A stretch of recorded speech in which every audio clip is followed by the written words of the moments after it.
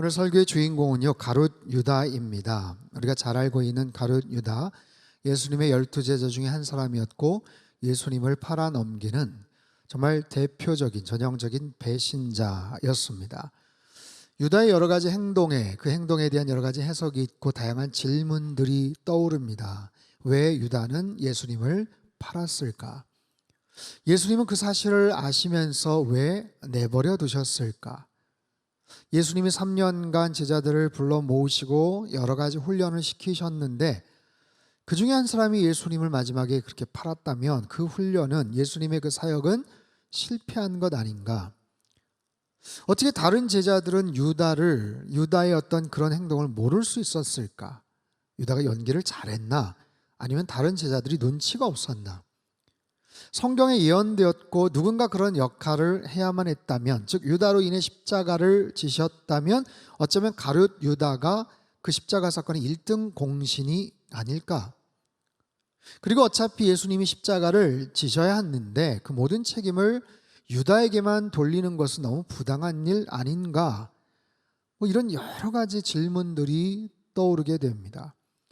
오늘 본문에 보면요, 가룟 유다가 예수님을 팔기 위해 그 자리를 박차고 떠나는 장면이 나와요. 그를 향한 예수님의 속상해하시고 안타까운 그런 내용들이 소개가 되죠.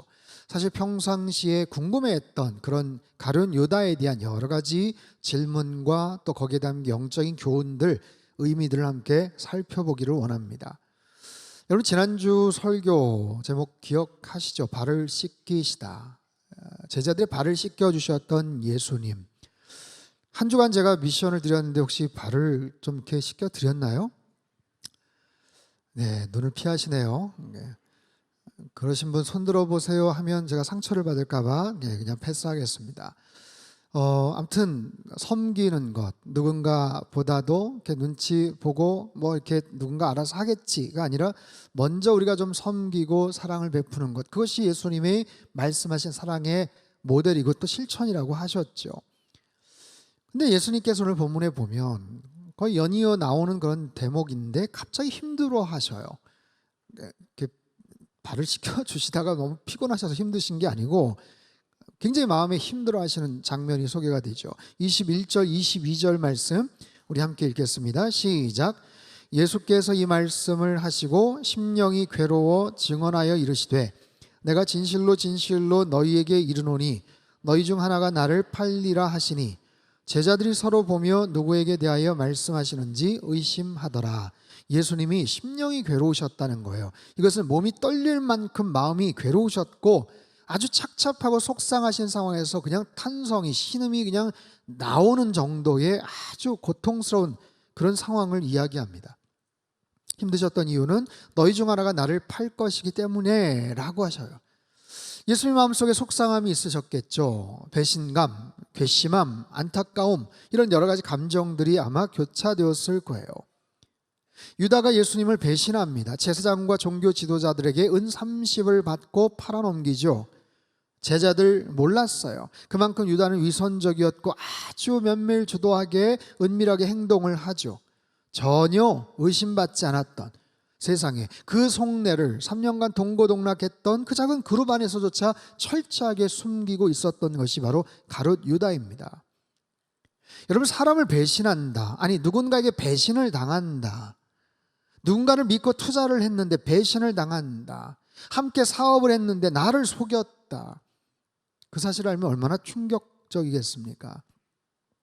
제가 일전에 알던 집사님은 제주도의 큰 골프장을 소유했던 정말 큰 부자셨어요. 이분이 평생같이 동업을 했던 아주 친한 절친, 친구가 있었습니다. 모든 속내를 다 알고 인감 도장이나 재정의 모든 부분을 맡겨둘 만큼 아주 신뢰하는 그런 친구였어요. 근데 어느 날 해외에 다녀왔더니 세상에 골프장을 다 팔아먹고 도망갔다는 거예요. 여러분, 골프 연습장이 아닙니다. 제주도에 있는 수만 평이 넘는 18홀 정식 골프장이에요. 수백억이 되는 돈을 현금으로 바꾸어서 그냥 냅다 도망을 치는 거예요. 아내분은 충격을 받고 쓰러진 후 뇌경색이 오셨어요. 집사님 몇 년 동안 그 가슴에 불과 분노를 정말 이기지 못하고 어떻게든지 찾아 나섰는데 몇 년 만에 일본에 가서 결국 그 친구를 찾아냈습니다. 근데 이미 그 사이에 무슨 카지노 사업한다고 빠찡거 사업한다고 다 돈 탕진하고 한 푼도 받아내지를 못했다고 합니다. 여러분 그 심경이 어떻겠습니까? 누군가 나를 배신한다. 믿었던 사람에게 배신을 당한다.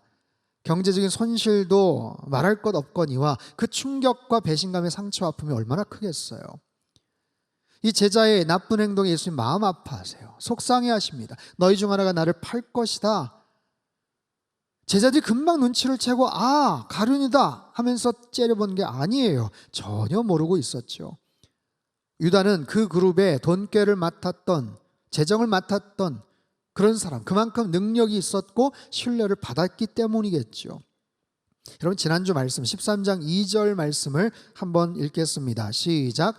마귀가 벌써 시몬의 아들 가룟 유다의 마음에 예수를 팔려는 생각을 넣었더라. 마귀가 예수를 팔려는 생각을 넣었대요. 이걸 어떻게 해석할 수 있을까요? 이미 유다는 사단의 침입을 받고 있습니다. 그런데 성경은요, 가룟 유다가 막 제지하고 저항을 하는데 사단이 어거지로 막 쳐 들어온 게 아니에요. 이미 그 마음이 잘못되어 있었고 그 마음 안에 사단이 악한 생각을 넣었다고 합니다. 여러분 마음과 생각의 관계에 대해서 한번 생각해 봅시다. 질문을 한번 드리죠. 여러분은요 생각하기 때문에 마음을 먹으십니까? 아니면 마음이 들다 보니까 그걸 가지고 생각을 하십니까? 좀 더 쉽게 말할게요. 여러분 생각이 여러분의 마음을 지배하십니까? 아니면 여러분의 마음이 여러분의 생각을 통제하십니까? 어렵죠. 헷갈려요. 수년 동안 미국 소비자연구위원회에서 미국 최고의 정신과 의사로 선정되었던 티머시 제닝스라는 분이 그의 책 마음 하나님 설계의 비밀에서 생각과 마음의 관계를 이렇게 설명을 해요. 생각이 곧 마음은 아니지만 생각은 마음이 작동하는 하드웨어이다. 생각은 마음에 있는 관문이고 심연의 존재로 들어가는 통로이며 내밀한 자아를 표현하는 길이다. 그래서 우리가 품는 생각에는 위력이 있다. 생각의 내용이 신체적, 심리적, 관계적, 영적으로 우리를 변화시킨다. 좋은 쪽으로든 나쁜 쪽으로든 생각은 우리를 바꾸어 놓는다. 그래서 이 생각이 굉장히 중요한 것인데 사실 더 근본적인 것은 우리의 마음이죠. 우리의 마음은 인격의 핵심이기도 하고 가장 중요한 삶의 의지와 열정을 제공하는 거예요. 근데 그 마음이 행동으로 연결이 되는 것은 우리의 생각에 의해서 이루어진다라는 거죠. 마치 공항에 활주로의 비행기들이 많은데 그 비행기가 이륙을 하려면 관제탑에서 명령을 내려야 돼요. 허락 사인을 해줘야 되는 거예요. 그래서 그것이 긍정적이든 부정적이든 그 마음을 행동으로 옮기도록 그 생각에서 아이디어도 주고 구체적인 그리고 긍정적이든 부정적이든 계획들을 세워서 움직이게 하는 거예요. 여러분 이미 유다는 그 마음이 상해 있어요. 뭔가 문제가 생겼던 거죠. 마음이 낙심, 상심, 더 나아가서 배신, 변심 이런 거예요. 그 마음이 부정적인 행동으로 옮겨지는데 결정적으로 사단이 그 생각에 영향을 끼치는 거죠. 그렇기 때문에 근본적으로 우리도 우리의 마음을 잘 지켜야만 합니다.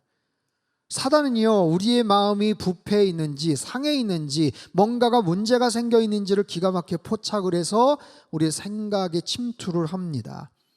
그래서 우리의 마음을 잘 먼저 지켜야 돼요. 잠언서 4장 23절에 모든 지킬 만한 것 중에 더욱 내 마음을 지키라. 생명의 근원이 이에서 남이니라. 그래서 우리의 마음을 지켜야 되고 생각을 지켜야 됩니다. 그래서 기도가 필요하고 성령님을 의지해야 돼요. 우리가 잘 아는 말씀 빌립보서 4장 6절 7절 말씀을 우리 한번 큰 소리로 읽겠습니다. 시작. 아무것도 염려하지 말고 모든 일에 기도와 간구로 너희 구할 것을 감사함으로 하나님께 아뢰라. 그리하면 모든 지각에 뛰어난 하나님의 평강이 그리스도 예수 안에서 너희 마음과 생각을 지키시리라. 아멘. 사랑하는 성도 여러분, 여러분 혹시 마음이 낙심되었습니까? 여러분 마음에 근심, 염려, 걱정이 혹시 가득 차 있습니까? 하나님께 나아가십시오. 기도의 자리로 나아가십시오. 여러분, 상한 마음, 속상한 마음 내버려 두시면 안 돼요. 불안하고 두려운 마음 내버려 두시면 안 돼요. 그 마음에 불평과 원망이 쌓이도록 그냥 방관하시면 안 돼요. 그럴수록 더 기도하시고 하나님께 나아가셔야 돼요. 그럴 때 모든 지각에 뛰어나신 하나님의 절대적인 평강이 우리의 마음과 우리의 생각을 견고하게 지켜주실 줄로 믿습니다. 자, 예수님의 충격적인 말씀이시죠. 아마 식사 자리가 그냥 썰렁하고 얼어붙었을 거예요. 아무것도 몰랐던 제자들이 이게 너무나도 궁금한 거죠. 자, 23절에서 25절 말씀 우리 같이 읽겠습니다. 시작. 예수의 제자 중 하나 곧 그가 사랑하시는 자가 예수의 품에 의지하여 누웠는지라. 시몬 베드로가 머리짓을 하여 말하되 말씀하신 자가 누구인지 말하라 하니 그가 예수의 가슴에 그대로 의지하여 말하되 주여 누구니이까. 자, 지금 최후의 만찬, 서로 식사하는 요 광경, 요 장면 한번 상상해 보셔야 되는데요. 1세기 유대인들은요, 보통 우리처럼 식탁에 앉아서 식사를 했습니다. 그게 당연한 거죠. 그런데 특이하게도 6월절 기념 식사 때는요, 이렇게 비스듬하게 옆에 기대어서 식사를 하는 관습이 있었대요. 중앙 식탁을 중심으로 완만한 U자형 소파가 의자가 식탁 주위에 있었고요. 그리고 왼쪽 팔꿈치에 이렇게 기대고 오른손으로 음식을 집어서 먹었다고 합니다. 어떻게 보면 되게 우스꽝스럽고 상당히 삐딱한 자세인데, 주인, 오늘 본문에 보면 예수님이죠. 예수님 오른쪽에 있는 사람, 보통 그 주인의 오른쪽에 있는 사람은 자연스럽게 그 주인의 가슴 쪽으로 이렇게 비스듬하게 기대어지는 거예요. 오늘 본문에 보면 그가 사랑하시는 자, 이게 사도 요한인데, 사도 요한이 예수님 오른편에 앉았고, 학자들은 떡을 떼어주는 그 과정 속에서 보면 가룟 유다가 예수님 왼쪽에 앉았을 것으로 추정을 해요. 의외로 시몬 베드로는 제자들 중에 리더였지만 조금 떨어져 있었던 것 같죠. 그래서 머리짓을 하면서 요한에게 한번 좀 여쭤봐 라고 이렇게 하는 거예요. 유다가 돈꾀를 맡았다는 것을 보면 제자 그룹 중에서는 분명히 똑똑하고 실력도 있고 인정받는 제자였지요. 그런데 가룟 유다에게 아마도 불평이 있었을 겁니다. 왜냐하면 늘 예수님이 베드로, 야고보, 요한을 특별하게 좀 생각을 하셨고 또 따로 구분해서 뭔가 사역을 하시거나 만나시는 장면들이 복음서에 보면 소개가 되죠. 그런 거예요. 늘 제자들끼리 서로 누가 크냐, 누가 더 낫냐, 누가 누구보다 더 실력이 있냐, 인정을 받냐, 여기에 신경을 쓰고 있는 그런 관계였다면 가룟 유다는 평상시에 이 핵심적인 제자 3명 안에 들지 못한 부분이 서운했던 거죠. 경쟁에서 밀린 거예요.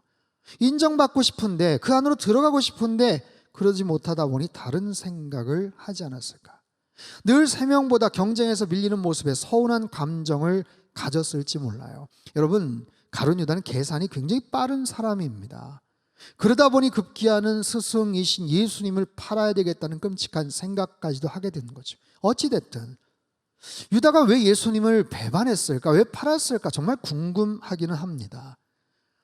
자료들을 보니까 여러 가지 이야기들, 또 추정들, 학설들, 그중에 한 3가지로 좁혀져요. 첫 번째는 경제적인 이유입니다.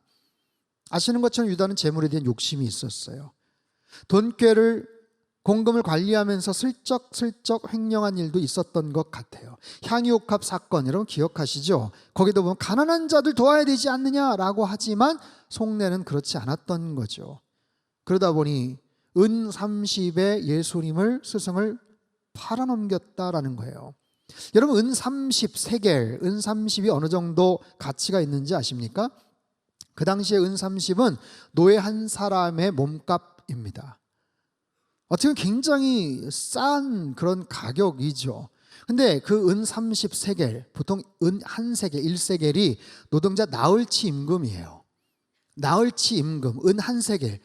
뭐 하루 일당 10만 원으로 치자면 은 1세겔은 40만 원이고 30세겔은 곱하면 1200만 원 정도 나옵니다. 그 이상이 아마 가치가 있었을 거예요. 분명히 적은 돈은 아니죠. 하지만 아무리 돈에 대한 욕심이 많았기로서니 전적으로 그 돈 욕심 때문에 스승을 팔았다고 보기엔 조금 어려운 것 같아요. 두 번째, 정치적인 이유인데요. 이것은 제자들이 예수님을 정치적인 메시아로 그렇게 생각하고 왕으로 등극하실 것이라는 오해와 기대를 했던 거죠. 그렇다면 그래서 서로 누가 크냐, 예수님 왕으로 등극하면 누가 영의정하고 누가 좌의정 우의정하겠느냐, 서로 옥신각신하고 있는 그런 상황에서 늘 보면 자기가 밀리는 거예요. 뭐 아쉬울 것도 없고 저 친구들 뭐 제대로 뭐 실력도 없는데 베드로, 야고보, 요한에게 밀려요. 그럼 나는 그럼 뭐 네 번째인가 다섯 번째인가? 이게 속상한 거죠. 순위에서 밀린다는 거예요. 계산을 해보는 거죠. 예수님이 왕이 되셔도 내가 거기에서 아주 중요한 요직을 차지하지는 못하겠구나. 근데 만약에 왕이 되시지 못한다면 어떻게 되나? 정반대의 생각도 한번 계산을 해보는 거예요. 여러분, 대부분의 제자들, 예수님의 제자들이 갈릴리 주변 출신이라는 것 여러분 아시죠? 갈릴리 주변은 북쪽이거든요. 근데 가룟 유다는 남쪽 출신이에요. 헤브론 지역, 헤브론 아래 그리옷 출신, 그리옷 지방, 가룟 유다. 그래서 가룟 지방의 그리옷 지방의 가룟 유다라는 건데, 남쪽의 예루살렘 중심에서 돌아가는 이야기들을 다른 어떤 제자보다도 훨씬 더 잘 알고 있었어요. 그리고 아마도 여러 인맥들도 있었을 겁니다. 근데 가만히 보니까 상황이 이게 지금 악화되고 있어요. 그들이 예수님을 죽이려고 지금 작정을 한 것을 압니다. 그렇다면, 만약에 정말 그렇다면, 예수님이 붙잡히신다면, 예수님 만약에 십자가에 달려 돌아가신다면, 죽으신다면 자기들은 어떻게 되는가? 제자들도 당연히 위험하겠죠. 아니 3년간 고생을 했는데, 예수님 따라다녔는데 예수님 아무런 힘도 못 쓰시고 그냥 그렇게 십자가에 달려 죽으시거나 뭐 무기력하게 그렇게 끝나버린다면 나는 어떻게 되는가? 야, 이건 뭐 최악의 상황을 좀 생각해서 뭐 하나 만들어놔야 되는 거 아닌가? 그래서 차라리 그 전에 좀 실력 있는, 아니면 좀 뭐 영향력 있는 누군가 좀 줄을 좀 만들어 두는 게 안전하지 않을까? 아마 그런 생각을 했던 거예요. 세 번째 이유는 영적인 이유입니다. 예수님에 대한 분명한 확신을 갖고 있어요. 이분은 틀림없는 메시아다, 특별한 능력이 있다. 근데 왠지 불만인 거예요. 뭔가 답답해 보이고 뭔가 좀 무력해 보이는 거죠. 아니 그런 능력이면, 또 그런 정도의 메시아라면 도발적으로 좀 싸워서 과감하게 좀 초월적인 능력으로 로마 정부를 완전히 부셔버리고 새로운 왕국을, 새로운 나라를 좀 만드시는 것이 낫지 않나. 그러면 내가 부귀영화를 못 누린다고 해도 그동안 메시아를 기다리는 사람들이 얼마나 많아. 야, 이거 뭔가 특별한 계기를 좀 만들어야 되는 거 아닌가? 이분이 더 이상 회피하지 않도록, 더 이상 나약한 모습을 좀 그냥 그렇게 하지 않도록, 확실하게 그들 앞에 실력을 나타낼 수 있도록 뭔가 어떤 특별한 세팅을 좀 내가 만들면 어떨까? 더 이상 피하시지 못하도록, 아예 극단적인 상황으로 내가 한번 몰아가겠다, 그런 생각을 했을지 몰라요. 여러분, 가룟 유다가 예수님을 왜 배반했는가? 어느 한 요인이라고 딱 추정할 수는 없지만, 확증할 수는 없지만 아마 이 모든 부분들이 알게 모르게 복합적으로 작용했을 겁니다. 분명한 것은요, 불확실한 추정이지만 그 가운데도 확실한 게 하나 있어요. 그건 뭔지 아세요? 가룟 유다는 예수님을 사랑하지 않았다는 거예요. 예수님을 사랑하지 않았어요. 그저 계산을 했습니다. 끝까지 계산을 했어요. 그는 예수님을 따라다니면서 한 번이라도 주님이라고 호칭한 적이 없어요. 마지막 순간까지. 마태복음 26장 25절을 보면요, 예수를 파는 유다가 대답하여 이르되 랍비여 나는 아니지요. 바로 전 본문을 보면요, 다른 제자들은 주여 나는 아니지요 하는데 유다는 랍비여라고 표현합니다. 마가복음 14장 45절에 보면요, 이에 와서 곧 예수께 나와 랍비여 하고 입을 맞추니, 3년을 따라다니면서도 예수님을 나의 주님이라고 고백하지 못했던 가룟 유다, 마지막 순간까지도 그저 랍비라고 말하며 배반의 키스를 날려요. 그는 대단히 계산이 빠른 사람이고 기회주의자죠. 언제나 좋은 기회를 엿보고 있던 사람입니다. 하지만 정작 예수님을 진심으로 사랑하지 않았어요. 늘 주님과 같이 있었지만 사단이 그의 생각이 들락날락할 정도의 모습. 여러분, 이 내용을 가만히 묵상해 보면 우리가 어떤 모습으로 믿음 생활을 해야 되는지를 생각해 볼 수 있습니다.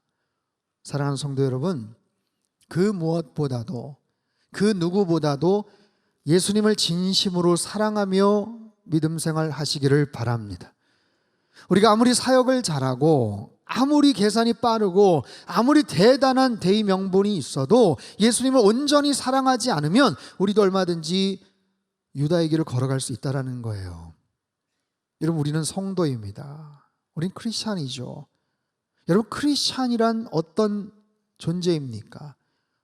그리스도를 따르는 사람들이란 뜻이에요. 그리스도를 따르는 사람, 예수님을 따르는 사람. 근데 무슨 목적으로 따르고 계십니까? 예수님을 따름으로 인해서 부귀영화를 누리겠다라는 목적인가요? 한번 잘 살아보겠다라는 그런 이유인가요? 뭔가 건강한 그런 교제도 좀 하고 뭔가 좀 있어 보이는 어떤 그런 목적인가요? 그렇지 않죠. 예수님을 따르는 가장 중요한 목적은 예수님을 사랑하는 이유 때문이어야 돼요. 그 사랑으로 말미암아 그분을 경배하고 그분을 향해서 우리의 충성과 헌신을 다하는 것이죠. 만약에 그렇지 않다면 유다처럼 예수님의 뜻과 전혀 상관없는 자신만의 계산, 자신만의 길을 그렇게 걸어갈 수도 있는 것이고, 더 나아가서 사단의 먹잇감으로 한순간에 전락할 수 있음을 오늘 본문은 우리에게 보여주고 있어요.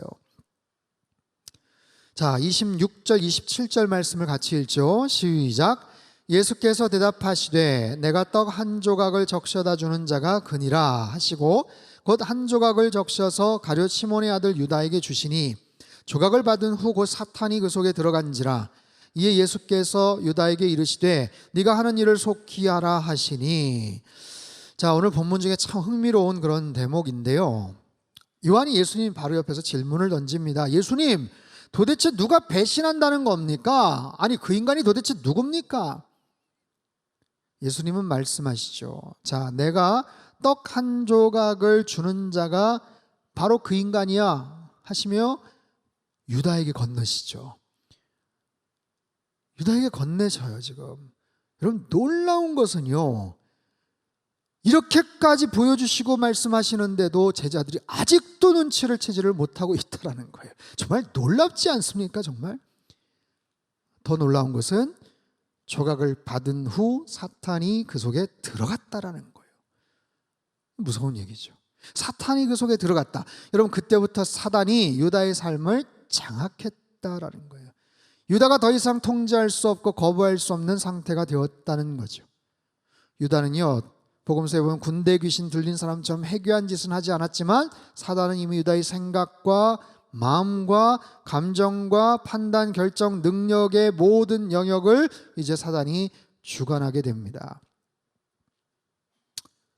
예수님이 왜 막으시지 않았을까? 오히려 네가 하던 일을 속히 하라 말씀하시죠. 막으시는 게 아니라 오히려 방관하시거나 부추기시는 모습과도 같아요. 아니, 예수님 사랑이 많으신 분이신데 제자를 지켜주셔야지, 연약한 제자 막으셨어야지 하는 생각도 들지만, 여러분, 이미 예수님은 유다에게 여러 번의 기회를 주셨어요. 그리고 지금 십자가 짊어지시기 몇 시간 전입니다. 가장 지금 중요한 일을 앞에 두고 계시죠. 여러분, 여기에 담긴 예수님의 애정과 사랑을 우리는 엿볼 수가 있어요. 떡 한 조각 주셨다는 것은 하나의 사인과도 같지만 마지막 애정을 담은 사랑이고 마지막 기회였어요. 자, 아까 말씀 기억하십니까? 오른쪽에 요한, 왼쪽에 유다였다면 특별히 주인의 왼편 좌석은 가장 영예로운 자리, 가장 친한 친구를 위한 자리래요. 그날따라 특별히 자리 배치를 아마 그렇게 하시지 않았을까 싶어요. 야, 오늘 유다가 이 옆에 좀 앉아. 여다가 내가 뭐 특별히 할 말도 있고, 엄청난 호의고 완전 감동을 받을 수 있는 그런 순간이죠. 다른 제자들이 부러워할 수 있는 그런 모습이에요. 뭐야? 이제 순위가 바뀌었나? 유다가 이제 뭐 넘버 3 안에 들어가는 겁니까? 하면서 막 자기들끼리 또 생각을 할 수도 있는 그런 거예요. 유다 입장에서 굉장히 우쭐할 수도 있는 그런 모습이죠. 그리고 그 상황에서 떡 한 조각을 찍어서 주셨다. 대추 야자와 건포도, 신포도주로 만들었을 소스가 들어있는 접시에 빵이죠. 빵 한 조각을 찍어서 주셨어요. 보통 그 만찬 석상에서 주인이 손님에게 식사 때 가장 먼저 진미를 한 조각 건네는 사람이 가장 마음에 특별한 존경과 사랑을 갖고 있다는 표시예요.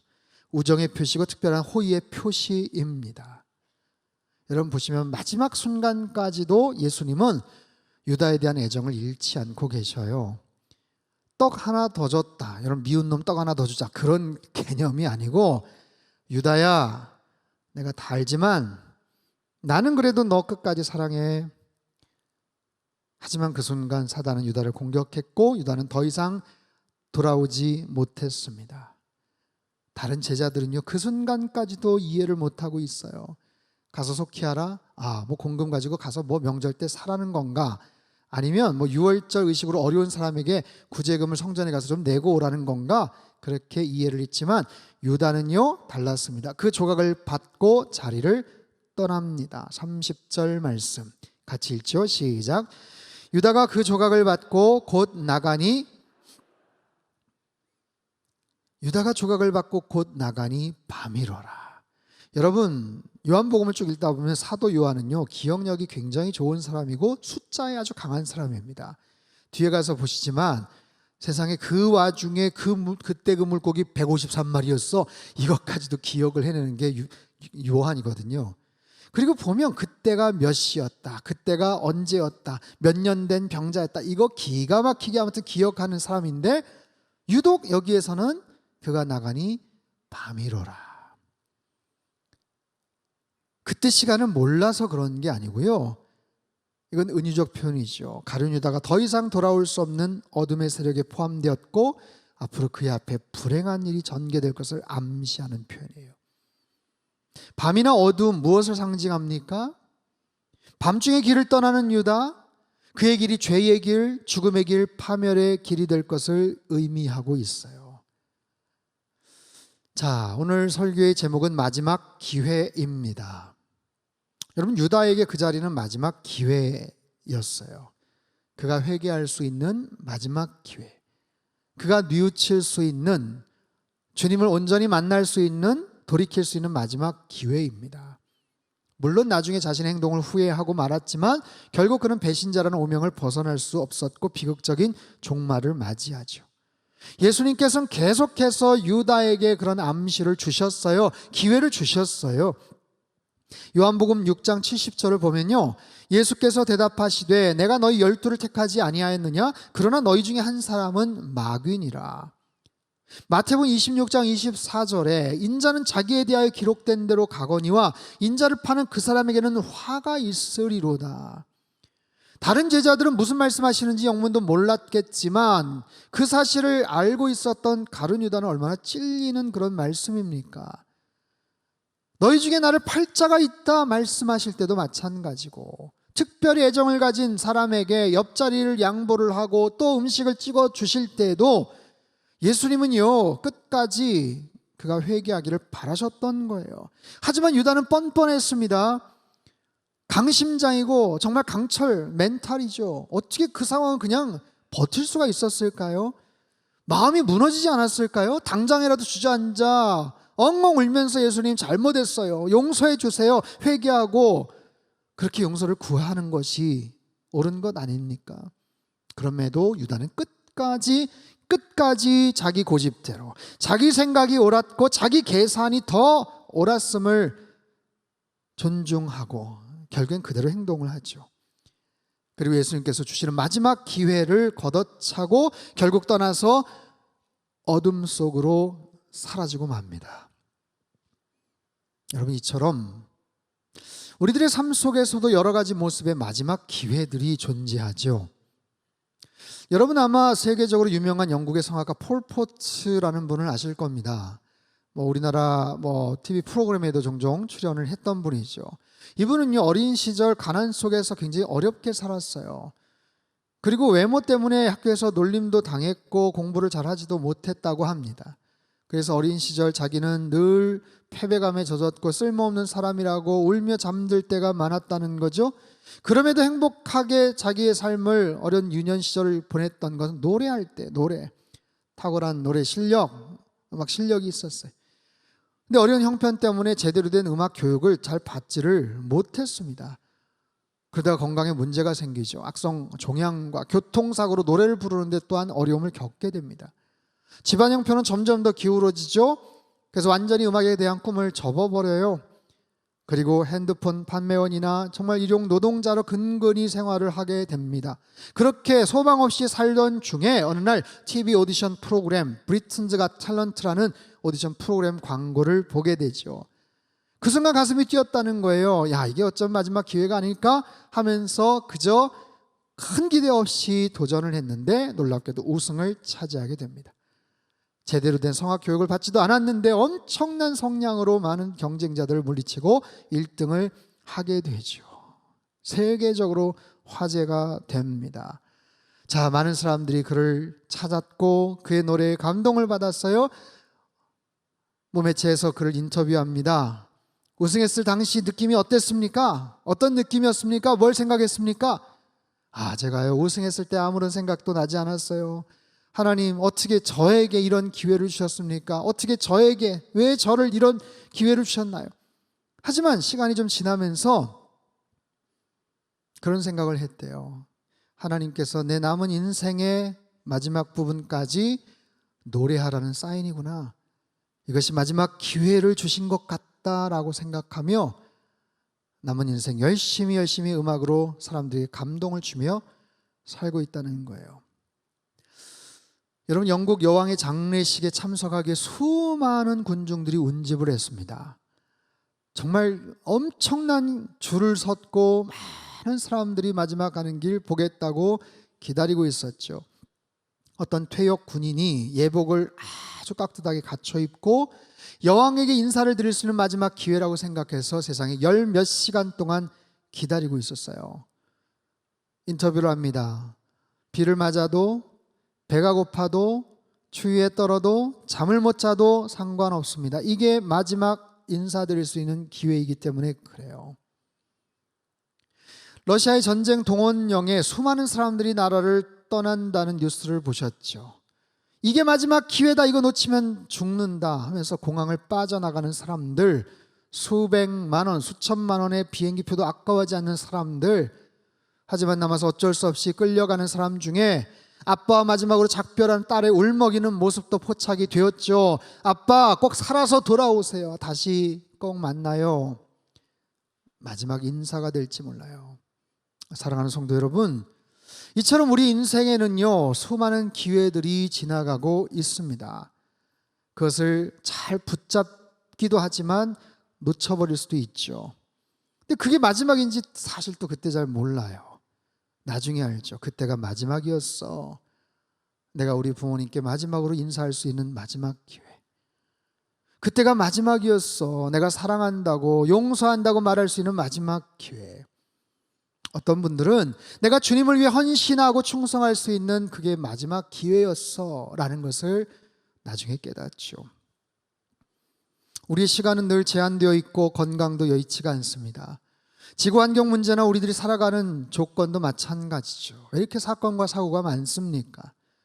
우리 상당교회 안에서도 일주일 동안 성도님들의 가정과 생활 속에 수많은 다양한 일들이 벌어지기도 합니다. 스쳐 지나가는 시간 속에서 어쩌면 그것이 마지막 기회일지 모르겠다라는 생각이 든다면 여러분, 우리는 더욱더 신중해야 됩니다. 그리고 더욱더 정확하게 판단하고 선택하고 행동해야죠.